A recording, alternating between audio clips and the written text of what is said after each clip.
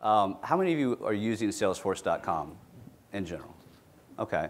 How many of you are using Chatter and or Communities and or Portal? Okay. All right. Excellent. So just to give us kind of a baseline, oh, here's my safe harbor statement. Read it online. Can't talk about anything, future, etc. You guys can go online and check that out. So I know you've seen this slide a lot. One thing I want to talk about, I've seen a lot of transition over the last 2 decades in collaboration. So I came from that. I've been doing it a long time with I started in messaging. I started with systems like Profs and CA email and GroupWise and those types of things. And this has all evolved, right? So this swirl used to look a lot like, loud. All right, this swirl used to look a lot like different tools, right? So we'd have collaborative tools, we'd have web conferencing and unified communication and how this would evolve. Well, we all know it's come to be, this social revolution or what we call a customer revolution as well. And what I'm seeing right now is we're kind of on the second wave of that. We had a peak, everyone's kind of aligning, and now everyone wants to see the value and the ROI and what's the business value of social in your environment, in your applications, and how do you apply that to the business process? So when I talk about that, I'm really talking about how do I incorporate all that social, momentum into this, what we call the customer revolution. You saw that in the opening speech. I won't spend a lot of time on that. But from a Salesforce perspective, we see this kind of in 6 main areas, right? From the social capability, obviously, mobility, data, big data, analyzing, be able to get that data across all your systems, be able to collaborate on that data across the environment. Communities, which we'll talk about today. How do you enforce, or how do you sort of gather all these different content points from your customers, from your partners, from your employees, bring information to them versus them having to go and find the information? How do you incorporate feedback into your, your products, etc.? Software, there's a shift in software and how we execute that. And obviously trust, it's one of Salesforce's primary objectives is trust, right? Trust and transparency. And all this delivered via the cloud.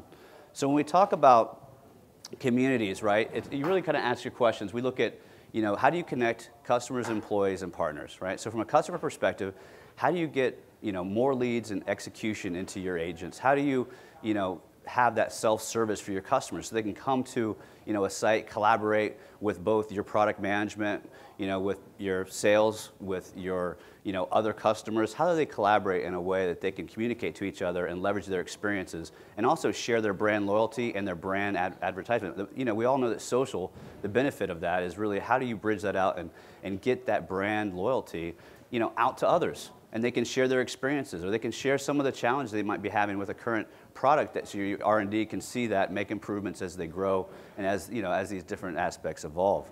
When we talk about connecting employees, again, it's an age-old problem. How do you connect the business processes in your organization with a collaborative tool and a collaborative solution that's really at the foundation of your application platform? So it's in everything you do.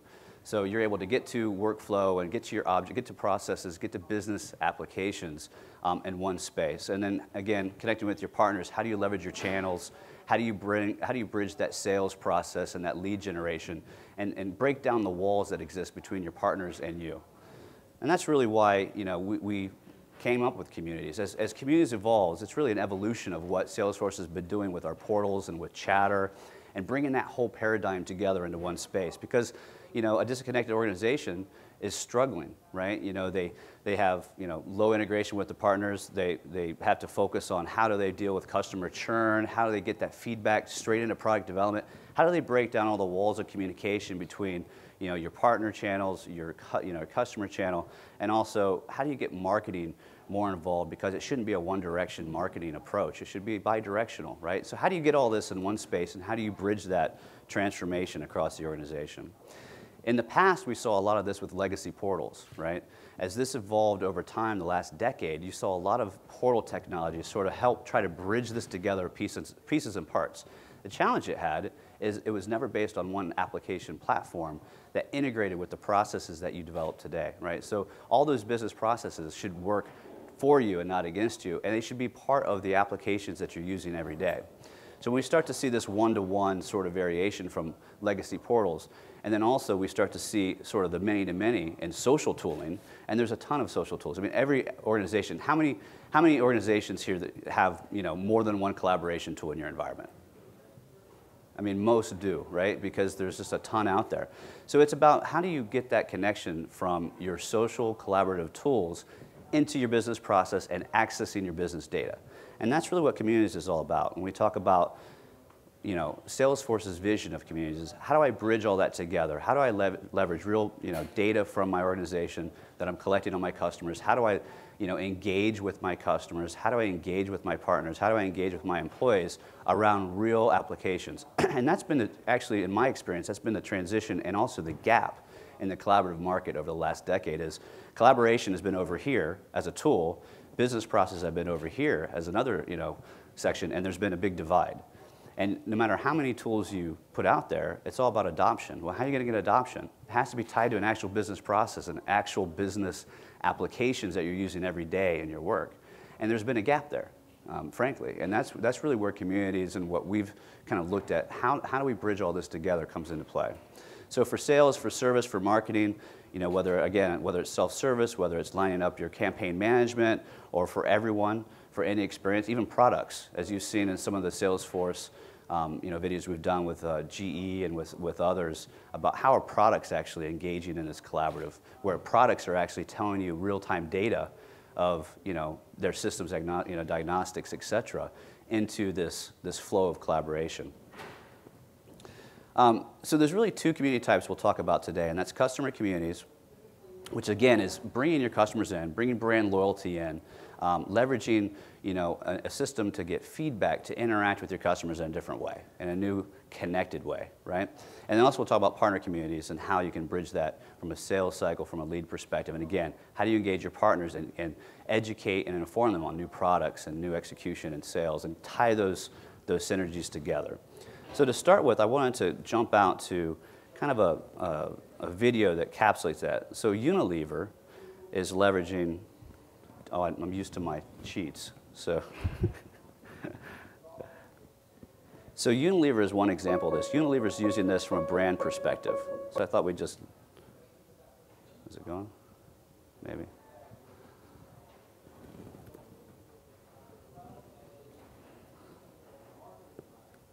Maybe.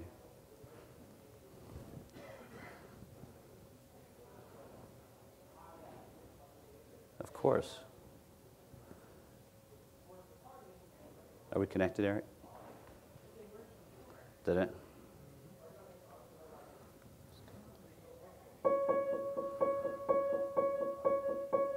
Too large player? That's fine. It will only let us watch it in small. Well, you could squint. You'll get the message anyways. Oh, well. We'll let it go.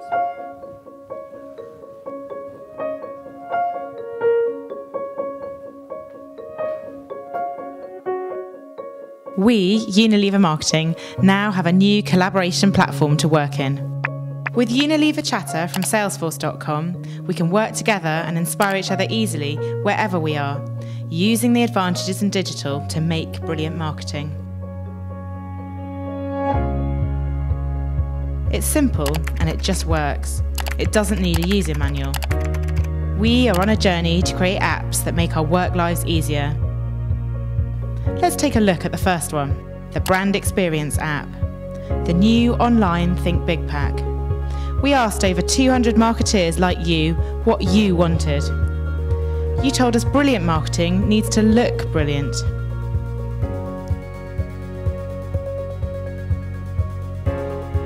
You told us working with people makes our projects bigger, better and faster. So now all brand activities have a studio space for private collaboration. You told us brand builders need to access the latest materials, so all activities have a toolkit sharing space. You told us that connecting brand builders working on the same project is powerful, so there is a chatter feed in the toolkit. Brand builders told us they need a shorter, more useful document, so we've developed a flexible template that works for all projects in less than 40 pages. You also told us that it's not clear what needs to be done with creative assets.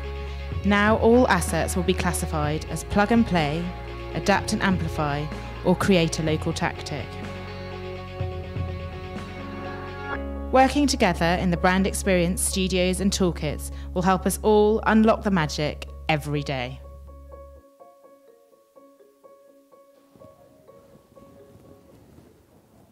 All right.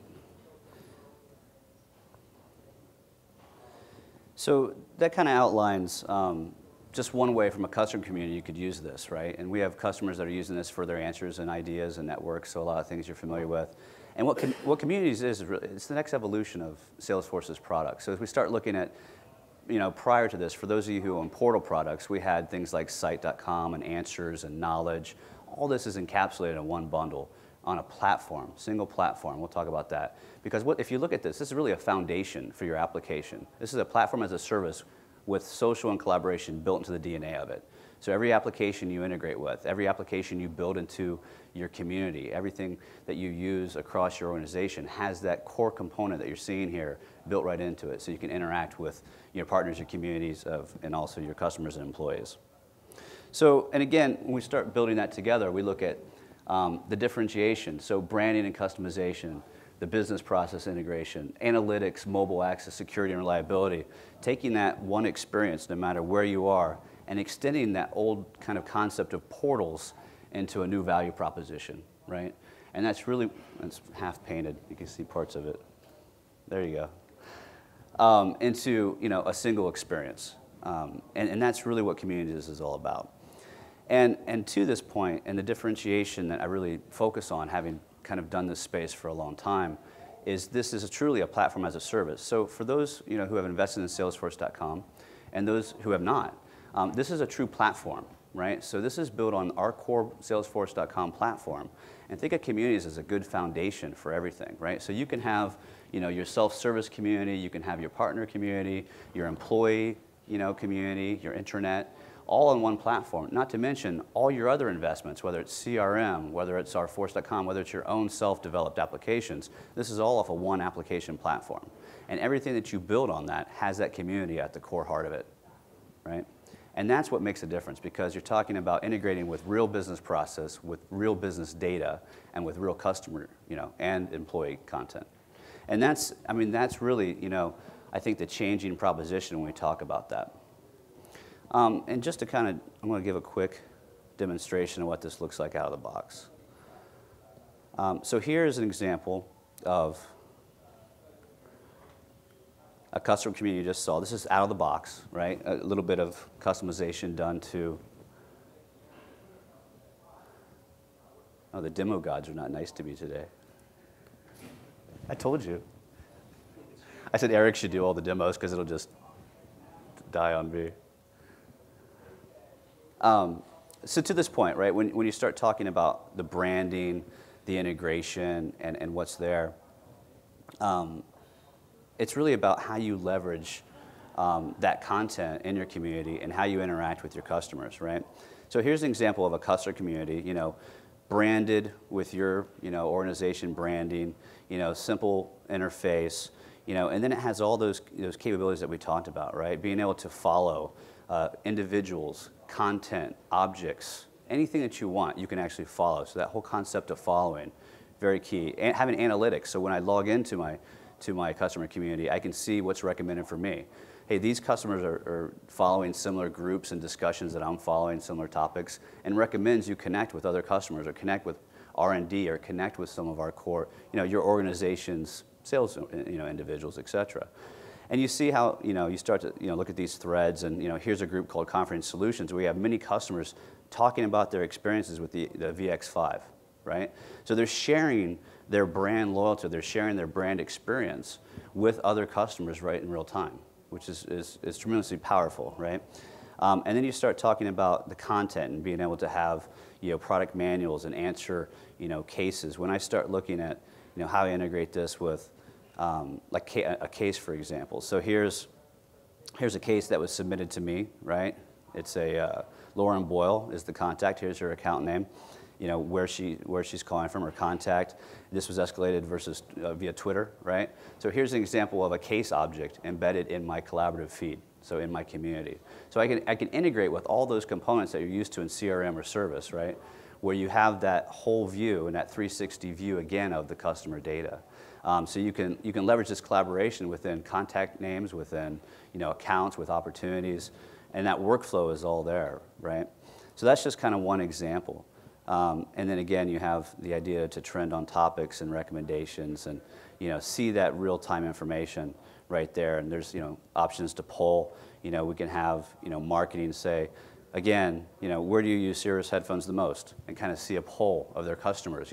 Here's some information that could be really valuable to our marketing on how we market the next generation of our headphones, right? So again, it's very powerful in the way, and this is all out of the box, right? You launch this community. It's self-service. You can launch multiple communities for different customers if you want.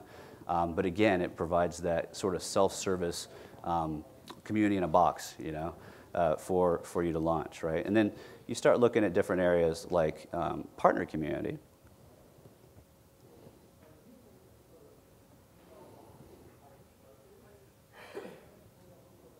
And same difference, right? So here you start to see more of the sales acumen. You start to see leads and accounts and what you're sharing with your partners, right? And again, now you're looking at these different objects within, so you can follow the same leads, the accounts, the opportunities.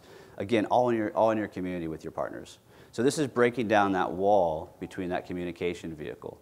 And what's nice is you can deploy this all in one application, and based on your role, you will have access to these different information points, right? So whether you're a customer, you get your role based on what objects you can see and what areas you can see. If you're a partner, again, you see what areas we've allowed you to see, what you have set up for them as their job in the organization.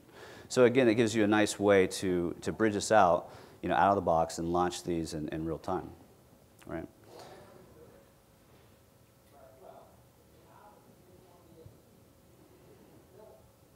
And how many are familiar with Chatter again, just to kind of get a baseline? Okay, good. So you're seeing a lot of that theme, right? So this is the evolution of what we had in Chatter, integrated into more of a robust community position, right?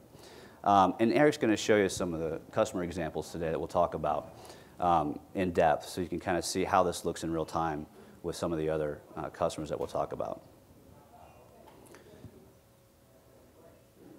So again, from a community, when we start about maximizing sales reach, we talk about HP. HP is a good example of this, right? So, HP has been a large adoption of Salesforce and Salesforce Chatter. They're taking communities and leveraging it across their investments to expand out, right, to get the maximum reach in their customer base, right? So they're going through and launching 25 different communities to integrate all these distributors, all these areas where they can bridge these relationships both with their customers and their partners, right? And really looking at how they extend the investment they've made and all that application that they've invested in into a social environment, so they can start collaborating and getting real-time input. So this is just one HP is taking that next step to collaborate real-time with their system integrators, right? From a stellar service perspective, we talk about Honeywell, and I think, Eric, you're going to go into depth a little bit on this one? Okay. So just a very high level, again, Honeywell is using this to reduce their time to respond. So they're able to use communities to decrease their time from 1 hour to 5 minutes. That's their goal, right? So with real-time access and integration into the community, they'll be able to help their service process at a much higher speed and a much higher customer sat. So this is just one area, and Eric's going to dive deep into that as they start going through that.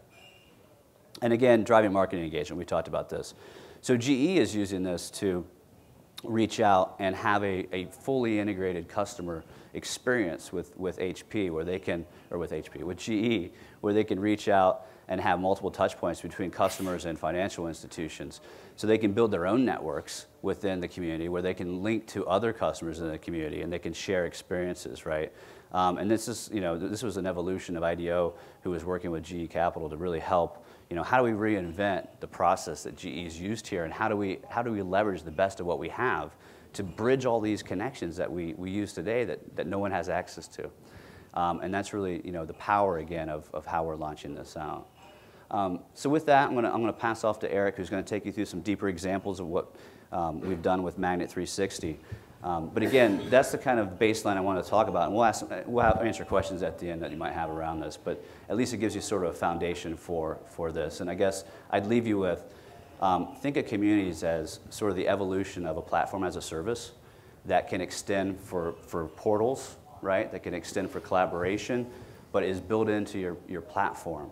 So anything you develop, anything you have, anything you leverage from Salesforce and or other applications can be integrated into this on a single platform. So it's a great way to unify a lot of what you've done already, if you are a Salesforce customer, into a single threaded, community moving forward, and how you engage in your customers, your partners, and also your employees. All right, thank you.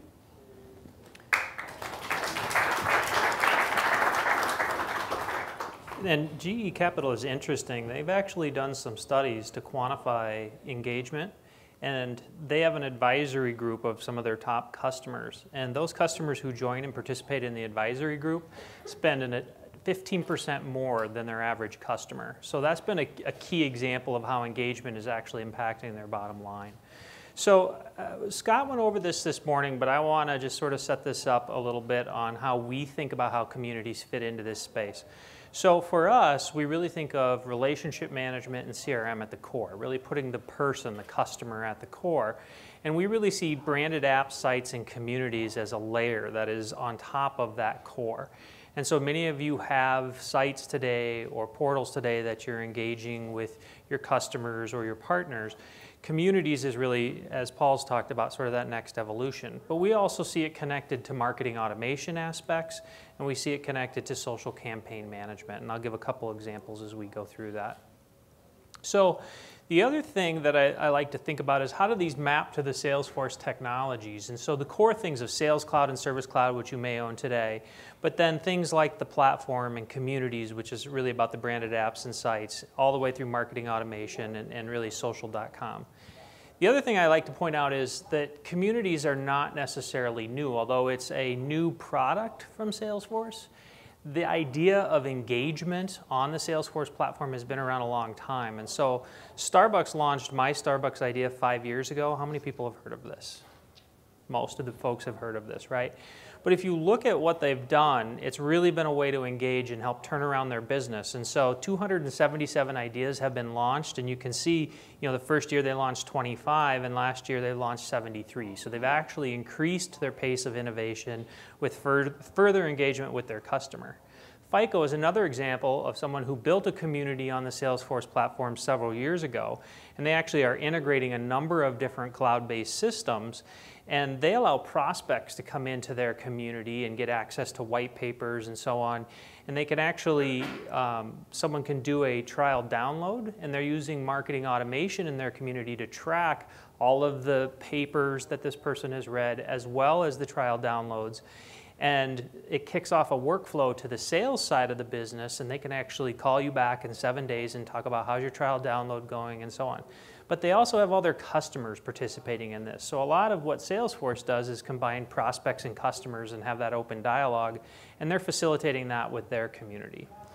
And then I'm not going to go into any great detail on Honeywell, but Honeywell is another example where they really think about their contractor loyalty, and they have thousands of contractors and distributors in a partner community today where those partners can earn points. These are folks installing thermostats in your home. But what's really unique is that because Honeywell sells through distribution, the distributors are part of this community as well. And when that person installs that thermostat in your home, they actually submit their invoice to Honeywell and can redeem it for free products with distribution. So it reinforces that relationship, and really distribution and dealer installer is Honeywell's unique advantage in this marketplace. So Jeremiah talked about the collaborative economy this morning, and I think it's really interesting to think about where is this going. And what I want to do is kind of tie it back to how we see communities start to fulfill on some of that vision. And we've started really to develop a maturity model to think about this from the first phase of really planning to establishing a presence out there in the marketplace, to thinking about engagement, which might start with your marketing team, but then getting more formalized and crossing multiple business units, making it strategic, and then really converging your business, and this is how you deliver. And I'll give you an example with Haagen-Dazs in a second. And then this value chain aspect, And I think this is something to really challenge ourselves to think about and tie it out to how communities can help in this space. Every company as a service. Well, it kind of sounds a little bit ridiculous, right? I see some folks from Cargill here, but Cargill as a service. Cargill's a commodity business, right? You're selling grain, you're selling meat, you're about the logistics of it and so on.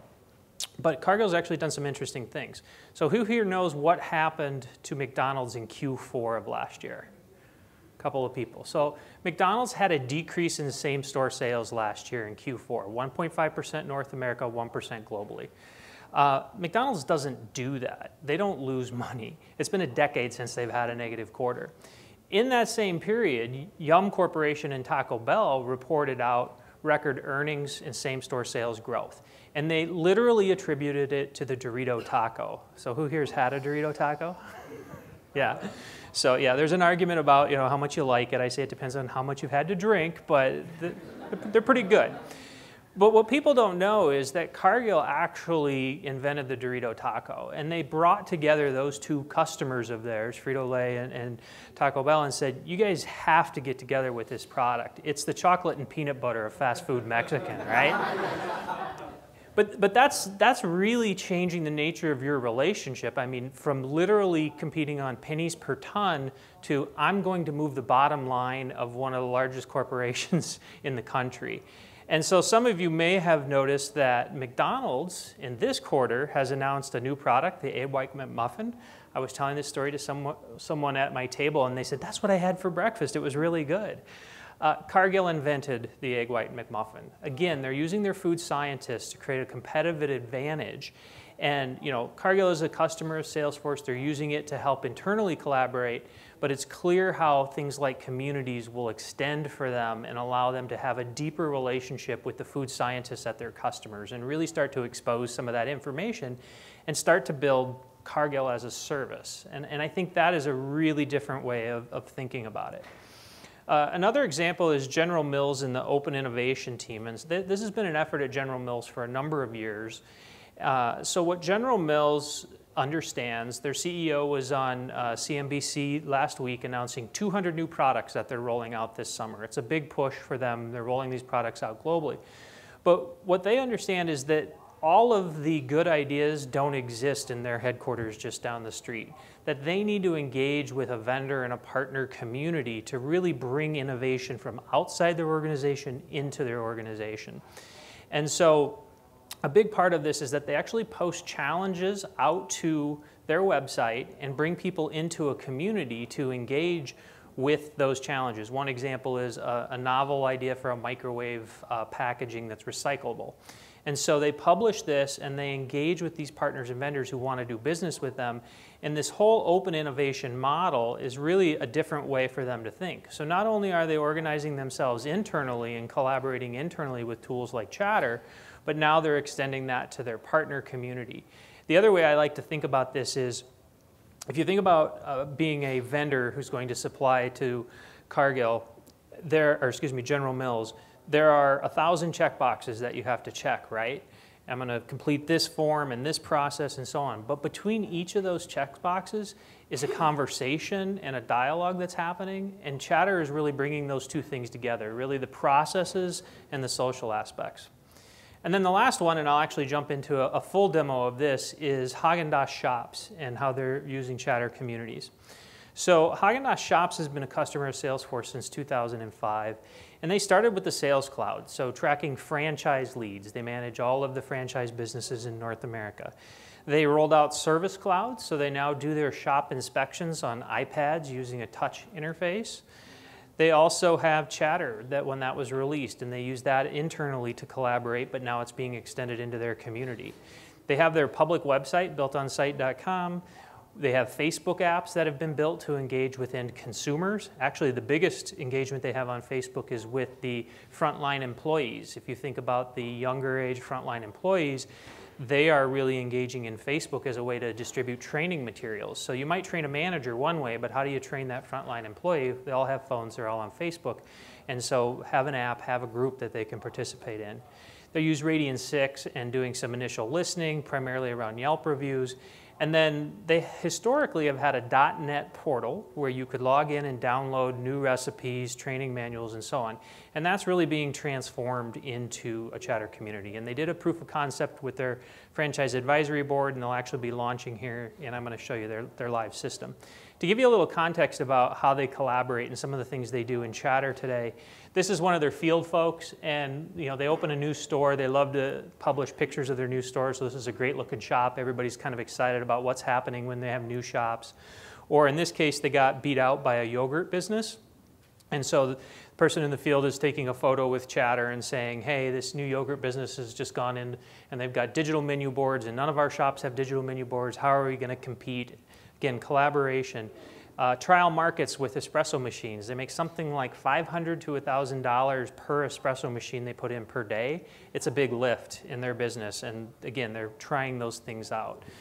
So I'm going to switch over and show you what this actually looks like in their sandbox environment. So they've branded their community HD Connect. And again, it's about connecting with their franchise partners. They also will have dry good vendors in there. They'll have all different kinds of participants in the community. And I think I'm having a Steve Jobs moment for folks who are on the Wi-Fi from Magnet. If you guys could disconnect. My Wi-Fi was much better before everybody came in this room. So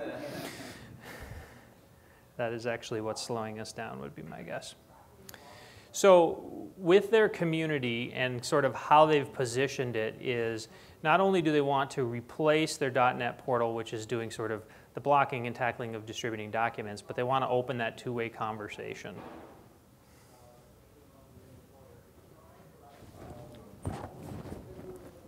And I think while we're waiting, one thing to add to all this too is, one of the biggest hurdles that I've seen in organizations is adoption of this, right? So this engagement style really helps with launching that adoption out through your organization. More and more as you start to see some of these examples, I think you can start to apply that to, how would my employees use that, and how would they want to really engage in a different way of communicating with customers and with their partners and with their own employees. Oh, you got kicked off? I'm going to switch networks because the Wi-Fi here is not helping me. No, you can't. The passcode is? Specifically, no.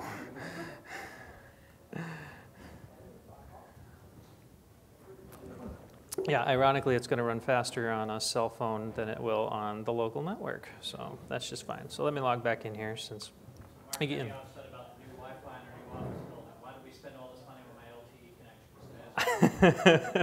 Yes, that's I think where we're at.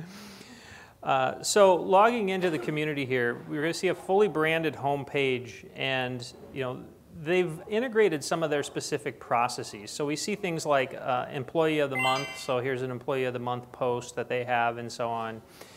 One of the things you can do in communities is you can rebrand Chatter. So in their case, they actually don't want it to be called Chatter. Nobody that's running a shop knows what Chatter is, so they're actually calling it Shop Talk. That's sort of their branding for, hey, here's where you go to have a conversation. But you can manage your shops, you can look up key contacts throughout the enterprise, you can get to training materials, look at things like remodeling and the content library, reports and dashboards, and then a global search capability. And I'll just kind of take you through a few of the elements that they have. The other thing that I would point out is this little rotator on the home page is actually allowing them to do something that's missing in Chatter today, and it's a neat little workaround, which is if they're posting something like an Employee of the Month or an ice cream recall, they want to do that in Chatter because that's the main way that they communicate. But they don't want it to sort of get lost in the Chatter feed. So what we have is a very simple model here where they can add a hashtag called #newsflash, and it makes it sticky to the home page. So anywhere in Chatter, if they're an employee of Haagen-Dazs and they want it to be stuck to the home page, they're able to do that by just adding that hashtag inside of Chatter.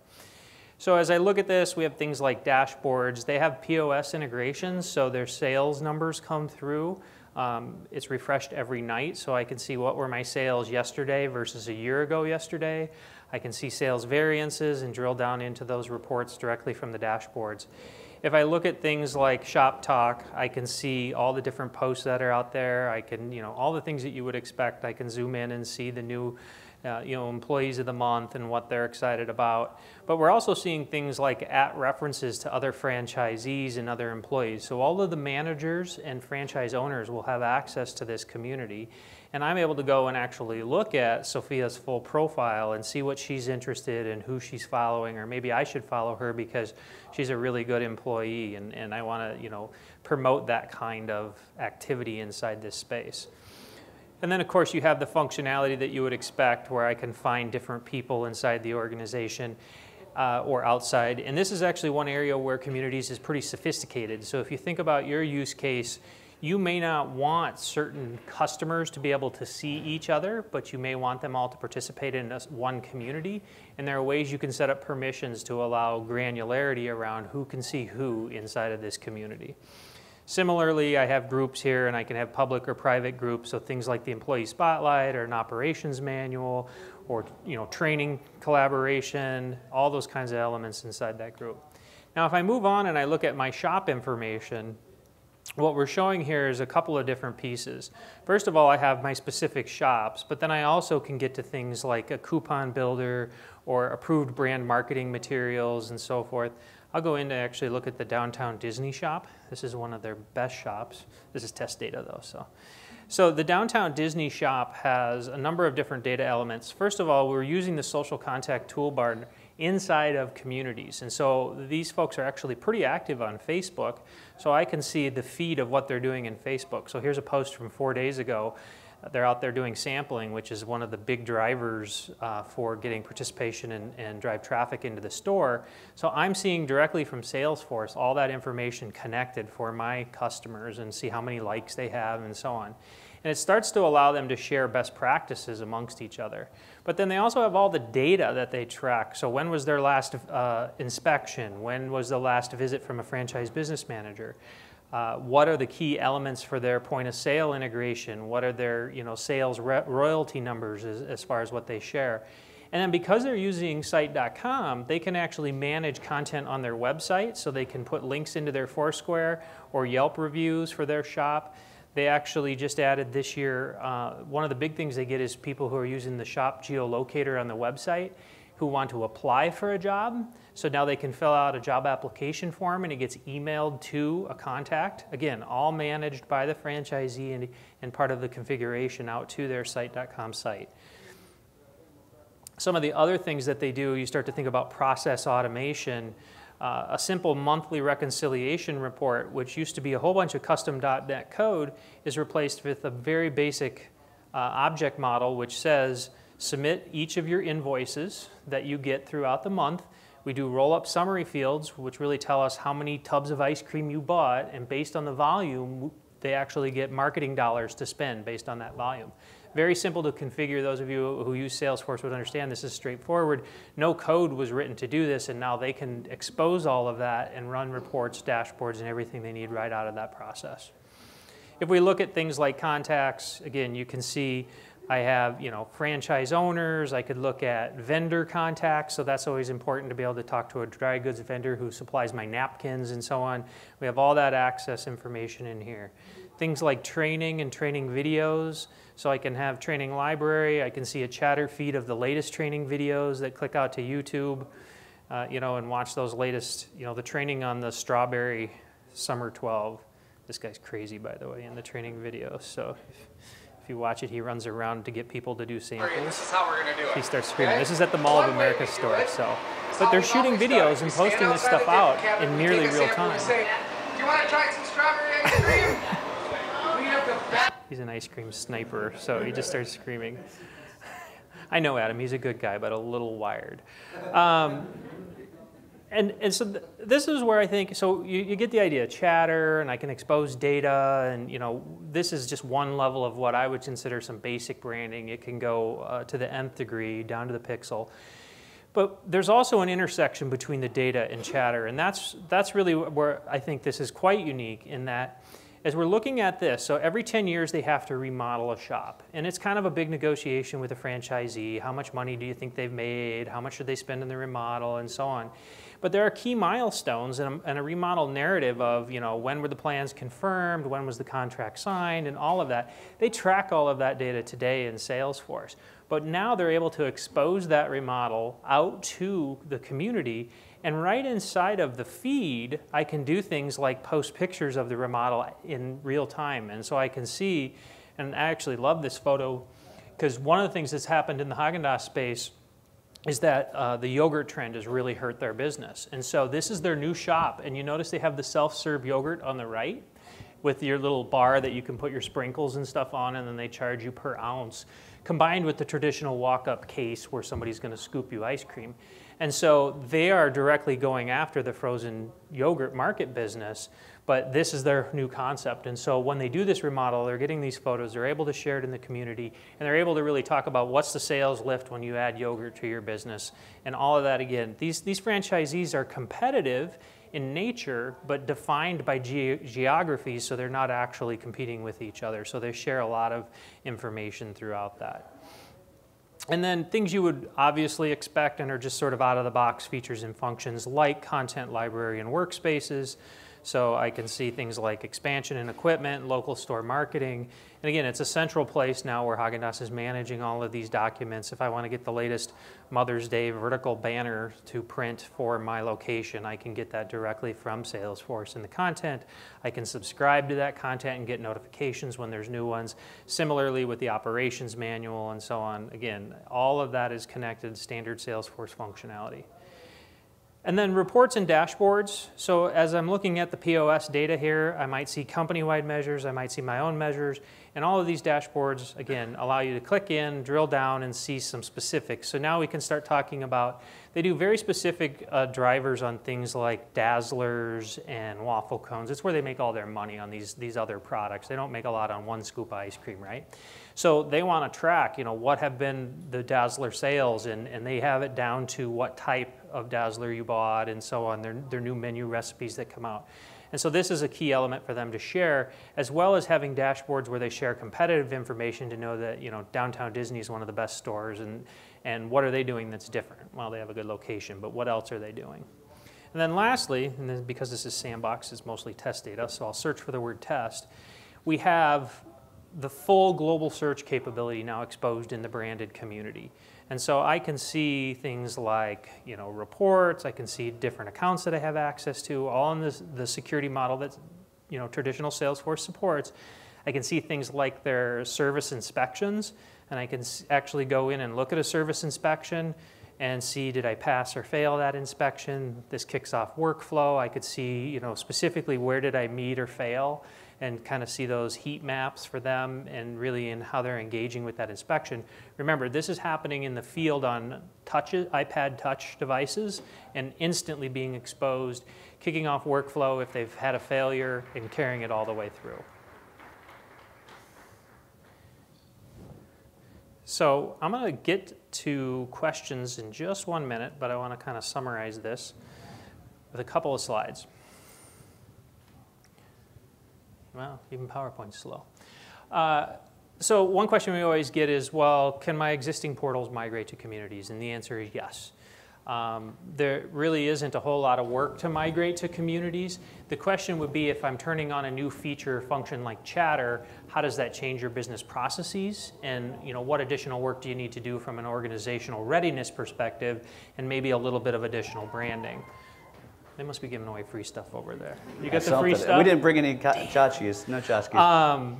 And what if I don't want to go to communities? That's fine, no impact to existing portals. What Salesforce has generally said is they're going to support portals for a very long time, but that their new investment is really driving towards communities. And so over time, communities is going to make a lot more sense, but today I don't have to make a change. And they can coexist, so I can have communities and portals and mix and match in that scenario. The better question is why communities, and I think we hit on this a lot, but it's this idea of the next generation portal combining Force.com, Site.com branding, and Chatter collaboration. But it's also really the Salesforce platform with collaboration at its core. When we think about communities, some of the other things you need to think about, when you launch a community, and some of you have seen this internally with Chatter, and it's just as true externally, is there's an initial spike of interest. Oh, that's interesting, everybody logs in a couple of times, but it settles into a sort of a steady state. And you really have to think about what's your strategy for either steady growth or a disruptive shift, or else you're going to experience a slow death. And I'll give you an example, which is FICO. So FICO launched their community, and they got a lot of buzz, got a lot of people in there, and they're interested. At about the 90-day mark, we had them actually launch registration for their annual user conference inside of the community. And the idea was, if you wanted to register, you had to go through the community to register. And then at the next 90-day mark, they posted all the materials post-live conference out to their community. So if you wanted to watch the video from the conference, you had to log into the community. So they continue to drive traffic to the community and drive their processes through the community. And then at a high level, as you think about keys to success with things like communities and really collaboration with customers, it's what is your brand promise? How are you authentic? It can't just be a one-way marketing conversation. You have to identify your audiences. You really have to think about how you attract and engage users to your community. One key thing is often access to subject matter experts.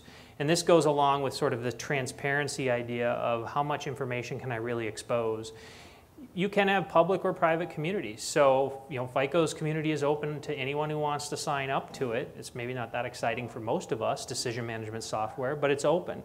Or you can have, private communities that are only for customers. And then, do you want an evergreen community, or do you want a community that's time boxed? So we're going to run this just for an annual conference, and it's going to run for 3 months. And I think that's a good way to test the waters with communities as well.